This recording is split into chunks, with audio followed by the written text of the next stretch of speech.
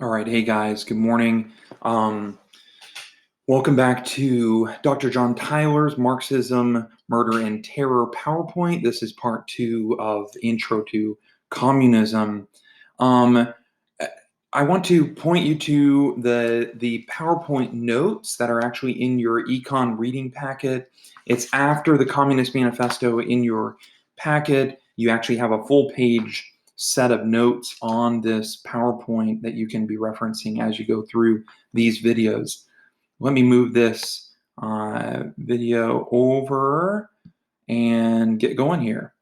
So last video we discussed the first question: how many civilians were murdered under communism? And this is 100 million is the answer, and that's taken from multiple sources. Next, let's move on to the second question. Main question for this video is: how did the Soviet government justify murder and terror? And there's three answers to this. The three answers are because of the proletariat end of revolution, the new Soviet Superman, in other words, bringing that about, and terror. Those are the three ways they justified murder and terror. So here we go. At the top of the slide, you'll notice right here, the proletariat end of revolution was so important that it justified any means. Leon Trotsky, in his book, a means can be justified only by its end. From the Marxist point of view, which expresses the historical interest of the proletariat, the end is justified if it means, or if it leads to increasing the power of man over nature and the abolition of the power of man over man. So that's the first justification.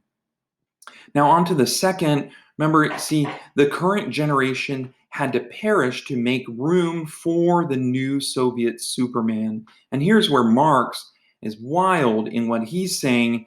Marxism viewed humanity as nothing more than a stepping stone. Humanity is only a new stepping stone to is only a stepping stone to a new man and a new society. All right. The current generation must perish.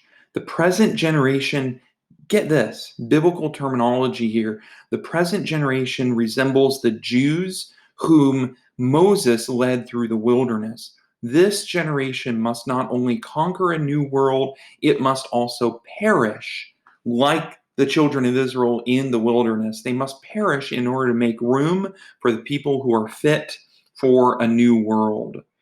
Wild here. Back to Trotsky. So still under the same answer, the new Superman, man will become immeasurably stronger, wiser, subtler. His body will become more harmonized, his movements more rhythmic, his voice more musical. The average human type will rise to the heights of an Aristotle, a Goethe, or a Marx, right? So this is resembling the Nietzschean Übermensch, right? All right, moving on to the last slide for this one. Concerning pity, you should not pay attention to any pity. Pity, regret, and sympathy simply means failure, right? If the Superman pays attention to pity, they failed already. So you should not pity the perishing of this generation. Last slide here for this video. The third one, terror was required to create the new Soviet Superman. Terror, Lenin took steps to avoid the mistakes of the Paris Commune. So some previous revolutions, they weren't going to do it that way. First, Lenin abolished all Russian legal institutions. That's a big deal. Legal institutions were not on their side or on the people's side for this. So they got rid of them, right? Total and merciless terror to wage a class war, destroy his opponents, and control the masses. So Lenin is advocating total and merciless violence to not only alter the human nature and create the Superman, but to create the new society.